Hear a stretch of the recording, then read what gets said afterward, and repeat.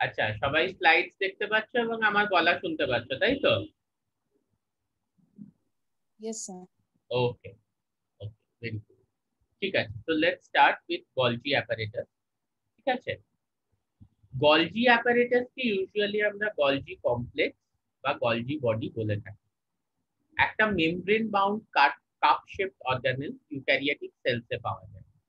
এর মধ্যে কি থাকে না, ইউজুয়ালি ফ্ল্যাট ডিস্ক থাকে।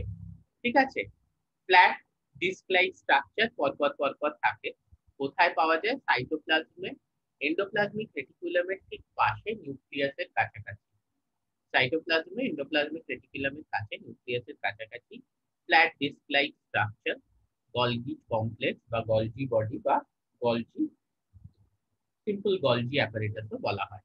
ঠিক আছে, মেমব্রেন বাউন্ড স্ট্রাকচার হয়। এইবারে কটা থাকে? এটা কিন্তু একটা সেলে একটাও থাকতে পারে বা একাধিকও থাকতে পারে। হ্যাঁ, আর অনেক প্লান্ট সেল দেখা যায় যেখানে হয়তো 100টাও থাকতে পারে। ঠিক আছে, ইউজুয়ালি দেখা যায় যে সেলের কাজই হচ্ছে কোনো জিনিস ক্ষরণ করা। হ্যাঁ, মানে সিক্রিটারি সেলস যাদেরকে আমরা বলি, তাদের মধ্যে বেশি গলজি অ্যাপারেটাস থাকে অন্য সেলের তুলনায়। ঠিক আছে, গলজি অ্যাপারেটাসের ফাংশন হচ্ছে গিয়ে একটা প্রোটিন যখন আসছে সেই প্রোটিনটাকে মডিফাই করা, প্যাকেজ করা, ট্রান্সপোর্ট করা। Not only protein, it also pertains to the lipids. ঠিক আছে, মডিফাই করলাম, করে প্যাকেজ করলাম। হ্যাঁ, করে সেটাকে ভেসিকেলে ভরলাম, সেটাকে তারপর হচ্ছে গিয়ে ডেলিভার করলাম। কোথায় ডেলিভার করলাম? ডিফারেন্ট টার্গেট ডেস্টিনেশনে। তো transportation, modification, packaging of proteins and lipids into vesicles and delivery to target destination. Again, I repeat, the Golgi apparatus is responsible for transportation, modification, then packaging of proteins and lipids into vesicles for delivery to targeted destination. এই স্লাইডটা কিন্তু খুব important, যেখানে briefly পুরো Golgi অ্যাপারেটাসের ব্যাপারটা বলা আছে। ওকে, so আমরা সিস্টার্নির যে কনসেপ্টটা সেটা এন্ডোপ্লাজমিক রেটিকুলাম পড়ার সময় বলেছিলাম। ঠিক আছে, close fluid filled flattened membranous sacs বা ভেসিকলস, যেটাকে আমরা সিস্টার্নি বলে থাকি। মানে একটা স্যাক বা ভেসিকল যেটার মধ্যে ফ্লুইড আছে এবং মেমব্রেন দ্বারা আবদ্ধ। ঠিক আছে, এই ধরনের একাধিক স্মুথ সিস্টার্নি পরপর পরপর প্যারালালি অ্যারেঞ্জ হয়, ওই কিন্তু গলজি অ্যাপারেটাস তৈরি করে। হ্যাঁ, আমরা গলজি অ্যাপারেটাসের স্ট্রাকচারের ব্যাপারে সবাই অবগত, ফলে এটা নিয়ে আমরা পড়বো অবশ্যই। ঠিক আছে, এই যে সিস্টার্নি, এরা কি না স্ফেরিক্যাল মেমব্রেন বাউন্ড ট্রান্সপোর্ট ভেসিকলস দিয়ে সারাউন্ডেড থাকে। ঠিক আছে, এই যে সিস্টার্নি গুলো, এরা কি স্ফেরিক্যাল মেমব্রেন বাউন্ড ট্রান্সপোর্ট ভেসিকলস দিয়ে সারাউন্ডেড থাকে। এই ট্রান্সপোর্ট ভেসিকলস এর কাজ হচ্ছে গলজি অ্যাপারেটাসে প্রোটিনকে ক্যারি করে আনা। ঠিক আছে, ইউজুয়ালি ইউজুয়ালি বলবো না, generally in a generalised way, this Golgi apparatus receives proteins and lipids from RER বা রাফ এন্ডোপ্লাজমিক রেটিকুলাম থেকে। এ কিন্তু প্রোটিন বা লিপিডস রিসিভ করে through this small spherical vesicle. ঠিক আছে, এবারে এদের মধ্যে কিছু প্রোটিন বা লিপিডকে মডিফাই করে, তাদেরকে এক জায়গায় কনসেন্ট্রেট করে, প্যাক করে, হ্যাঁ, ইনটু সিল ড্রপলেটস বা ইনটু সিক্রিটারি ভেসিকলস যেটাকে আমরা বলি। হ্যাঁ, এবং কোন ভেসিকলের কন্টেন্ট কি, কোন ভেসিকেলে কি ধরনের প্রোটিন আছে, তার উপর নির্ভর করে যে এরা কোথায় পাঠাবে। ইউজুয়ালি তিনটে ডেস্টিনেশনে পাঠানো হয়। একটা হচ্ছে যে উইদিন দ্য সেল, মানে কোষের মধ্যে। কোষের মধ্যে কোথায়? যে বিভিন্ন অর্গানেলিতে পাঠানো যেতে পারে, লাইক লাইসোসোম। ঠিক আছে, যেটাকে আমরা জিইআরএল কমপ্লেক্স বলে থাকি। ঠিক আছে, Golgi endoplasmic reticulum lysosome complex. Anyway, তো এই যে সেলের মধ্যে যদি পাঠানোর হয়, ও কিন্তু এই জিনিসটাকে প্যাকেজ করে ধরো লাইসোজোমে পাঠিয়ে দিতে পারছে। বা সবসময় যে সেলের মধ্যে পাঠাবে তা নয়, সেলের বাইরেও পাঠাতে পারে। Outside of the cell it can basically deliver the content of the secretory vesicle, or it can deliver the content to the plasma membrane of the cell. মানে কোষের যে প্লাজমা মেমব্রেন সেখানেও কিন্তু পাঠাতে পারে। ঠিক আছে, তো তাহলে বেসিক্যালি এই তিনটে ডেস্টিনেশন তো আমাদের খেয়াল রাখতে হবে যে উইদিন দ্য সেল, হ্যাঁ, যেখানে বিভিন্ন অর্গানেলে পাঠাচ্ছে লাইক লাইসোজাইম, বা প্লাজমা মেমব্রেনে পাঠাচ্ছে, বা আউটসাইড অফ দ্য সেলে পাঠাচ্ছে। ওকে, এখানে দেখা যাচ্ছে যে গলজি অ্যাপারেটাস ইউজুয়ালি তিনটে ডিস্টিংক্ট ক্লাস অফ সিস্টার্নি, কিন্তু ইট consist of this three distinct class of সিস্টার্নি। কি, না এটার ব্যাপারে আমরা আগেও পড়েছি, দুটোর ব্যাপারে অ্যাটলিস্ট পড়েছি।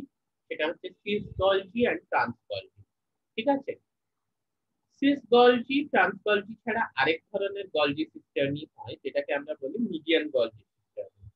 তাহলে cis Golgi cisternae, median Golgi cisternae আর ট্রান্স গলজি সিস্টার্নি, এইগুলোর ডিস্টিংশন কিসের উপর বেস করে হচ্ছে?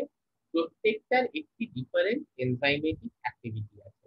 এর মধ্যে সিস গলজি, মিডিয়ান গলজি এবং ট্রান্স গলজি প্রত্যেকটার একটি করে ডিফারেন্ট এনজাইমেটিক অ্যাক্টিভিটি আছে। ঠিক আছে, প্লান্ট সেলস এর মধ্যে আমরা যদি উদ্ভিদের কোষের মধ্যে দেখি, আমরা দেখতে পাবো যে freely distinguish subunits of Golgi apparatus, মানে এরকম three subunits of Golgi apparatus যাতে একে অপরের থেকে পার্থক্য করা যায়, তাদেরকে কিন্তু আমরা সাইটোপ্লাজমে দেখতে পাই। এদেরকে বলা হয় ডিকটিওজোম, এদেরকে বলা হয় dictyosome. So what are dictyosome? Dictyosomes are found within the plant cells and they are freely distinguished subunits of Golgi apparatus. হ্যাঁ, এদের কাজ কি? Secretion of cellulose and pectin for cell wall formation during the cell division. ঠিক আছে, আমরা জানি যে plant sell যখন ডিভাইড করে তখন there is a cell plate formation and further cell wall মানে কোষ প্রাচীর তৈরি হয় দুটো ডটার সেলস এর, অপত্য কোষের দুদিকে সেল ওয়ালস তৈরি হয়। এই cell walls they are mainly consist of cellulose and pectin. এই সেলুলোজ এন্ড পেকটিন কিন্তু সিক্রিট করে গিয়ে হচ্ছে this freely three subunits of Golgi apparatus known as dictyosome. ঠিক আছে, রাফ এন্ডোপ্লাজমিক রেটিকুলামে যে প্রোটিন সিনথেসিস হয়, মোটামুটি সেই প্রোটিন গুলো এই ডিরেকশনে মুভ করে। ঠিক আছে, সেটা হচ্ছে রাফ ইয়ার, সেখান থেকে cis Golgi, that's the forming face of Golgi, তারপর হচ্ছে গিয়ে মিডিয়ান গলজি, তারপর হচ্ছে গিয়ে ট্রান্স গলজি। ঠিক আছে, that is the maturing phase of Golgi, সেখান থেকে টু দ্য সিক্রিটারি ভেসিকল বা লাইসোজোম বা পেরক্সিজোম বা cortical granules of it.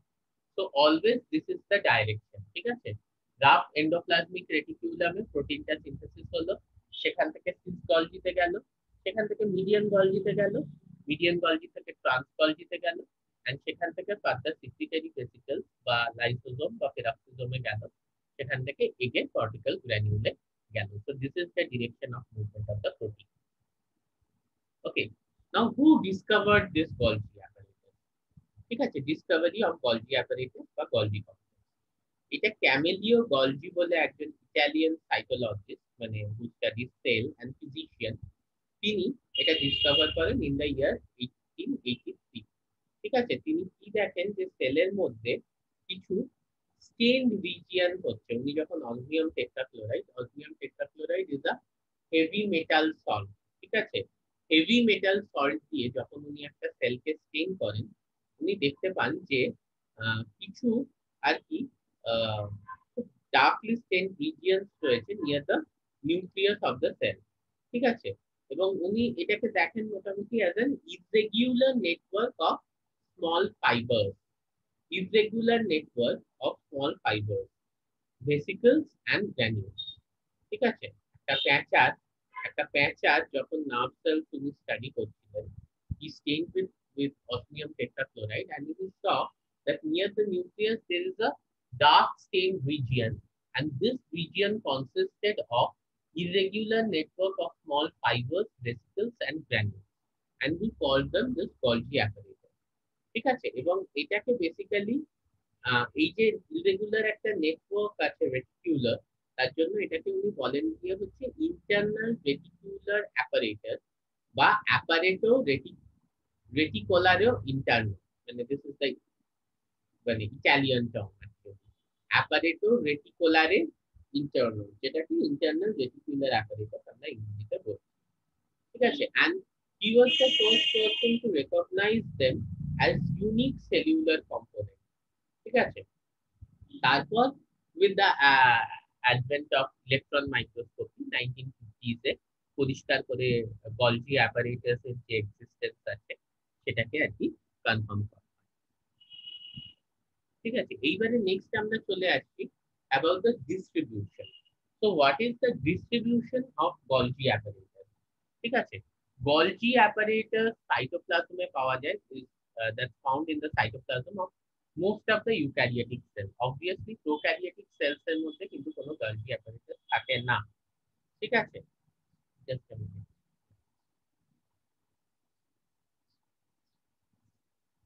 Okay, তো হ্যাঁ, যেটা আমি বলছিলাম যে সিক্রিটারি সেলসে একটা লার্জ সিঙ্গেল গলজি বডি থাকে, হ্যাঁ, usually in the secretory cells a large single Golgi body is found between the nucleus and the cell membrane. এগুলো আমরা বিভিন্ন যে গ্ল্যান্ডস আছে, সিক্রিটারি গ্ল্যান্ডস আছে, যেমনি thyroid glands which is secretes hormones, and pancreatic acinous cells, হ্যাঁ, বা intestinal mucosal cells. Pancreatic acinous cells are important for secretion of pancreatic juice. Intestinal mucosal cells are important for secretion of Sacca entericus. তো এইগুলোর ক্ষেত্রে আমরা দেখতে পাই কি হচ্ছে একটা single large Golgi apparatus between the cell membrane and the nucleus. On the other hand, liver cell, nerve cell বা অন্যান্য সেলে ইনভার্টিব্রেটেড অন্যান্য সেল বা প্লান্টস এর মধ্যে কিন্তু একাধিক Golgi apparatus দেখা যায়, যেটা কিন্তু পুরো সাইটোপ্লাজমে ছড়িয়ে থাকে, ঠিক আছে। Compare to the plant cells, animal cells এর মধ্যে কিন্তু অনেক কম Golgi apparatus থাকে, বাট তাদের সাইজটা অনেক বেশি। প্লান্ট সেলের মধ্যে কিন্তু ছোট ছোট অনেক বেশি ইউনিটস থাকে of this Golgi apparatus, three unit, সেগুলোকে আমরা ডিক্রিওজোম বলে থাকি, এই আগেই বললাম, ঠিক আছে। এই যে প্লান্ট সেলের মধ্যে যেটা আগে আমরা বলছিলাম, ডিক্রিওজোম কি কি করছে, দে মেক দিস সেলুলোজ, হ্যাঁ, আর এই তাদের সঙ্গে এই ডিক্রিওজোমসের সঙ্গে যে ভেসিকলস অ্যাসোসিয়েটেড, এরা কি করছে, এই সেলুলোজটাকে ডেলিভার করছে to be deposited in the plant cell wall. তারা কি করছে, এই সেলুলোজটাকে ডেলিভার করছে to be deposited in the plant cell wall, ঠিক আছে। এই যে এবার একটা জিনিস বুঝতে হবে যে প্লান্ট সেল ওয়ালে যখন সেলুলোজ ডিপোজিট করছে সেকেন্ডারি সেল ওয়ালে, তখন কিন্তু এইটা বুঝতে হবে যে এই যে ভেসিকলস গুলো যেগুলো ডিক্রিওজোমস এর থেকে সেলুলোজ নিচ্ছে, তাদেরকে কিন্তু সেল মেমব্রেনের থ্রু দিয়ে পাস করতে হবে, ঠিক আছে। ফলে একটা জিনিস এটাও আমরা বুঝতে পারছি যে এটা একটা ইঙ্গিত দিচ্ছে যে এই ধরনের ডিক্রিওজোম বা প্লান্ট Golgi একটা রোল আছে in the repair of the cell membrane. মানে সেল মেমব্রেনে যদি কোনো রকমের ক্ষত হয়, তাহলে সেটাকে রিপেয়ার করার ব্যাপারে কিন্তু এই ধরনের ডিক্রিওজোম বা প্লান্ট Golgiর একটা রোল আছে। এই ডিক্রিওজোম সেটা স্ট্রাকচারালি সেম, ওই stacks of flat membrane bound cavities that together comprise the Golgi apparatus in plants. Next হচ্ছে গিয়ে what is the, this is probably the last thing we will study today, that's the origin and multiplication of Golgi body, ঠিক আছে। কিভাবে Golgi বডির origin হয়েছে and multiplication হয়, এটার পেছনে তিনটে তত্ত্ব আছে। একটা হচ্ছে যে from the endoplasmic reticulum, endoplasmic reticulum থেকে, আরেকটা হচ্ছে ফ্রম দ্য নিউক্লিয়ার মেমব্রেন, যেহেতু এটা নিউক্লিয়াসের তো খুব কাছাকাছি পাওয়া যায়, আর থার্ড তত্ত্বটা হচ্ছে by the division of pre existing dictyosome. Now before going further I will say যে এই তিনটের মধ্যে কিন্তু all of these three are correct to some extent, কারণ at different phases of the life of the cell we see, but in different types of cell we see that one of these or more are occurring, ঠিক আছে। এটা propose করা হয়েছে যে Golgi যে যে Golgi body আছে, হ্যাঁ, Golgi সিস্টার্নি, এটা ইয়ারের থেকে এর আর কি এন্ডোপ্লাজমিক রেটিকুলামের থেকে এর ইভলিউশন হয়েছে, ঠিক আছে। কেন, না গলজি কিন্তু অলওয়েজ এন্ডোপ্লাজমিক রেটিকুলামের সাথে কানেক্টেড থাকে। ওকে, যার জন্য বলা হয় যে এটার অরিজিন হচ্ছে ফ্রম দ্য এন্ডোপ্লাজমিক রেটিকুলাম। হ্যাঁ, কিভাবে হতে পারে? একটা small membrane enclose vesicle endoplasmic smooth endoplasmic রেটিকুলামের থেকে বার্ড অফ করে চলে এসেছে, মানে বার্ড বার্ড অফ কথাটার বাংলা কি বোঝাবো, মানে কেটে বেরিয়ে চলে এসেছে। ঠিক আছে, স্মল মেমব্রেন বাউন্ড এনক্লোজ ভেসিকলস কিছু, সেটা এন্ডোপ্লাজমিক রেটিকুলামের থেকে কেটে বেরিয়ে চলে আসছে। এবার এই ভেসিকল গুলো একে অপরের সাথে জয়েন করছে, হ্যাঁ, এন্ড ফিউজ করে এরা কিন্তু গলজি বডি সিস্টেমই বানাচ্ছে। এই ছোট ছোট ভেসিকল গুলো যেগুলো এন্ডোপ্লাজমিক রেটিকুলামের থেকে কেটে বেরিয়ে চলে এলো, এরা কিন্তু একে অপরের সাথে জয়েন করছে, করে কি করছে না, দে ফর্ম দ্য সিস্টেমই অফ দ্য গলজি বডি। হ্যাঁ, কিন্তু যেটা বলছিলাম যে কিছু লোয়ার প্লান্টস আর অ্যানিমালস এর মধ্যে আবার এই জিনিসটা দেখা গেছে যে গলজি সেখানে হয়তো নিউক্লিয়ার মেমব্রেন বা সেল মেমব্রেনের থেকে ডাইরেক্টলি তৈরি হয়েছে, and not from the vesicles of the smooth endoplasmic reticulum। ঠিক আছে, এখানে বাক বলে একজন সায়েন্টিস্ট, তিনি 1965-এ এটা বলেন যে গলজি, হ্যাঁ, সেটা কিন্তু আউটার মেমব্রেন অফ দা যে outer membrane of the nuclear envelope, হ্যাঁ, নিউক্লিয়ার এনভেলপ যেটা আছে সেটা আউটার মেমব্রেনের থেকে অরিজিনেট করেছে কিছু থিওপাইসিতে বা কিছু ব্রাউন অ্যালগিতে। ঠিক আছে, কিছু ব্রাউন অ্যালগিতে উনি দেখেছেন যে গলজি অ্যাপারেটাসের এভলিউশন হচ্ছে বা অরিজিন হচ্ছে from the outer membrane of the nuclear envelope. ঠিক আছে, কিভাবে না, এই আউটার মেমব্রেন ওই সিমিলারলি স্মুথ এন্ডোপ্লাজমিক রেটিকুলামের মতো এই outer membrane of the nuclear এনভেলপের থেকে ভেসিকলস পিঞ্চ অফ করে বেরিয়ে আসছে, মানে ভেসিকলস কেটে বেরিয়ে চলে আসছে। হ্যাঁ, আর সেই ভেসিকলস গুলো একে অপরের সাথে জয়েন করছে to form the cis Golgi or the forming face of the Golgi, মানে নিউক্লিয়ার এনভেলপের থেকে ভেসিকলস কেটে বেরিয়ে চলে আসছে, সেই ভেসিকলস গুলো একে অপরের সাথে জয়েন করছে to form the cis Golgi or the forming face of the Golgi. ঠিক আছে, এটা দেখা যায় যে যখন কোনো কোষ বিভাজন হয়, যখন কোনো কোষের বিভাজন হয়, তখন কিন্তু usually number of Golgi bodies increase করে যায়, কতগুলো গলজি বডির সংখ্যা কিন্তু বাড়তে থাকে। ঠিক আছে, যার কেন না, যে অপত্য কোষগুলো সৃষ্টি হচ্ছে কোষ বিভাজনের পরে, দেখা যাচ্ছে তাতে কিন্তু যে জনিত্র কোষগুলো ছিল বা যে প্যারেন্টাল সেলস গুলো ছিল তার সমান গলজি কমপ্লেক্স আছে।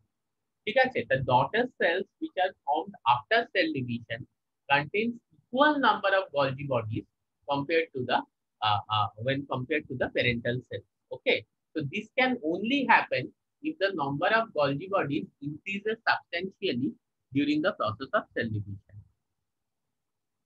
আর এই অবজারভেশনের উপর বেস করে এটাও বলা যাচ্ছে যে ডিক্রিওজোমসও কিন্তু, হ্যাঁ, সেল ডিভিশনের সময় ডিভাইড করছে।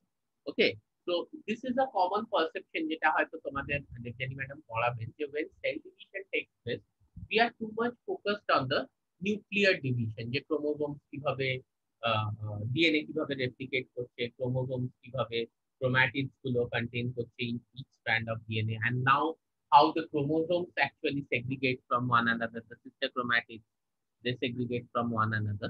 So this is one perception, but at the same time we have to think that within the cell there are other organelles as well. Now these organelles must divide. ঠিক আছে, these organelles must divide so the daughter cells can have sufficient number of other organelles other than the chromosome. Okay, তো এইখানেও কিন্তু এই জিনিসটা আমাদেরকে বুঝতে হবে যে মানে কোনো সেল ডিভিশনের আগে গলজি কমপ্লেক্স কিন্তু সাবস্ট্যান্সিয়ালি ডিভাইড করে যাচ্ছে। ঠিক আছে, যাতে ইন দ্য ডটার সেলস, হ্যাঁ, বা গলজি বা ডিক্রিওজোমস সাবস্ট্যান্সিয়ালি ডিভাইড, যাতে in the daughter cells each of the daughter cells get almost same number of compared to the parental cells, same number of Golgi compared to the parental। তো এইগুলো just কিছু ছবি, ঠিক আছে, যেখানে দেখানো হয়েছে যে কিভাবে এন্ডোপ্লাজমিক এই A to D এখানে দেখাচ্ছে কিভাবে এন্ডোপ্লাজমিক রেটিকুলামের থেকে গলজি কমপ্লেক্স নতুন করে তৈরি হচ্ছে। আর EFG তে দেখাচ্ছে কি হচ্ছে যে প্রি এক্সিস্টিং ডিক্টিওজোম বা গলজি বডি থেকে কিভাবে প্লান্ট সেলে নতুন গলজি বডি তৈরি হচ্ছে। ওকে, তো ইম্পর্টেন্ট দুটো মডেল ডিফারেন্ট দেখিয়েছে আর কি। তো important obviously today we can stop here. আমরা নেক্সট দিন শেপ অফ দ্য গলজি নিয়ে ডিসকাস করব। Today we can probably stop here and let's see if there is any doubt. কারোর কোনো ডাউট আছে যা পড়ানো হলো তার উপর? anyone having any doubt যা পড়ালাম? স্যার হ্যাঁ বল। সেল ওয়ালের সাথে ডিকটিওজোমের কি ওই সেলুলোজ নিচ্ছে, ওটা আরেকবার একটু বলে দিন, ওটা একটু হ্যাঁ হ্যাঁ অসুবিধা হ্যাঁ, হলো। অবশ্যই অবশ্যই। যেটা হচ্ছে দেখো সেল ওয়াল ফরমেশনের জন্য, হ্যাঁ, তো আমাদের সেলিউলোজ বা পেকটিন দরকার। এবার এই সেলিউলোজ আর পেকটিন যেটা ডিক্টিওজোমে সিনথেসিস হলো, সেটাকে নিয়ে যাচ্ছে গিয়ে হচ্ছে ডিক্টিওজোমের থেকে সিক্রিটারি ভেসিকলের থ্রু দিয়ে।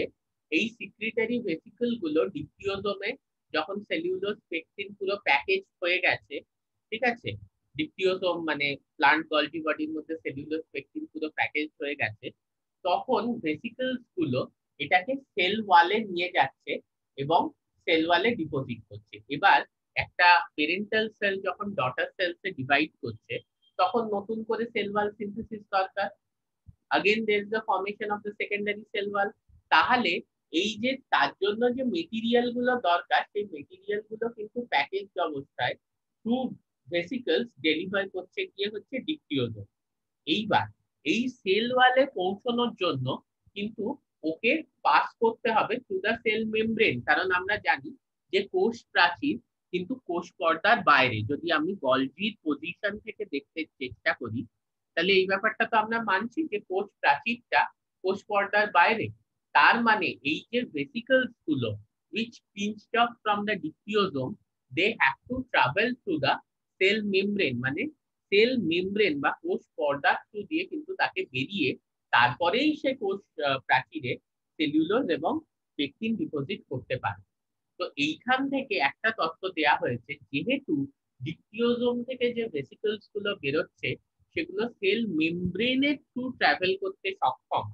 ডিক্টিওজোমের থ্রু যে ভেসিকলস গুলো বেরোচ্ছে, যেহেতু সেগুলো সেল মেমব্রেনের থ্রু ট্রাভেল করতে সক্ষম, ফলে সেল মেমব্রেনে যদি কখনো কোনো ইনজুরি হয়, তাহলে সেই ইনজুরিটাকে রিপেয়ার করার জন্য, মানে কোনো ক্ষত হয় সেটাকে রিপেয়ার করার জন্য এই ধরনের ডিক্টিওজোম বা গলজির একটা রোল আছে। কারণ গলজির ভেসিকল গুলো কিন্তু সেল মেমব্রেনের সাথে ইন্টারঅ্যাক্ট করতে পারে এবং সেটা থ্রু দিয়ে পাস করতে পারে। Is it clear? হ্যাঁ স্যার। ওকে, so any other question? আচ্ছা, তাহলে যদি কোনো আর প্রশ্ন না থাকে we can stop.